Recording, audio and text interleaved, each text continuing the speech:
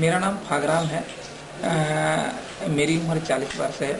मैं ग्राम भूनकोपुरा केसला में रहता हूँ। मैं किसान आदिवासी संगठन का सचिव हूँ, समाज वजन परिषद का सक्रिय सदस्य हूँ। 22 तारीख को केसला पुलिस द्वारा मुझे एक लंबित प्रकरण में सुहागपुर थाने के उसमें गिरफ्तार करके सुहागपुर कोर्ट में पेश किया गया। मेरे ऊपर जो प्रकरण है ये सब झूठे हैं, क्योंकि मैं उस समय वहाँ था ही नहीं और मेरे नाम से वहाँ प्रकरण दर्ज है। ये गलत है।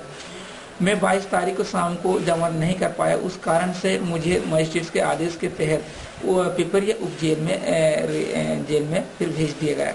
जहाँ पर मैं जब जेल के अंदर गया, बेरिंग के अंदर जब मैं गया तो वहाँ पर वहाँ के कैदियों के द्वारा मेरे साथ बहुत बुरी तरह से मारपीट की गई। मैंने इन संबंध में वहाँ के जेल साहब को शिकायत करने की कोशिश की, फिर भी मुझे मारा गया।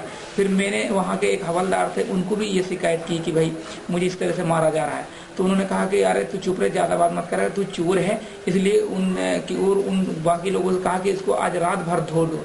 इस तरह से मेरे साथ मारपीट की गई। मेरे एक लकड़ी से मारा गया मुझे, और मेरे गले को पूरे एक गमछे से पूरा लपेट के पूरा बांध पूरा गर्दन को मसकने की कोशिश की गई। फिर इसके बावजूद फिर लाते घूंसा से मारा मुझे। इसमें फिर उसके बाद कल 23 तारीख को जब मुलाजा के लिए मुझे लाया गया उनके दफ्तर, तो दफ्तर में भी मुलाजा के दौरान घूंसों से और थप्पड़ों से मारपीट की गई। ये इस तरह से बेरहमी से 2 दिन तक मुझे मारपीट की गई। मुझे ये लगता है कि मेरे साथ एक अचानक इस ढंग से, जबकि मेरा उनसे ज़्यादा कोई परिचय नहीं है, किसी से मेरी कोई दुश्मनी नहीं है, अचानक मेरे पे इतना बुरी तरह से 2 दिन तक मारपीट करने का मतलब ये है कि ये कोई एक सोची समझी कोई लंबी रणनीति षड्यंत्र है जैसा मुझे लगा है।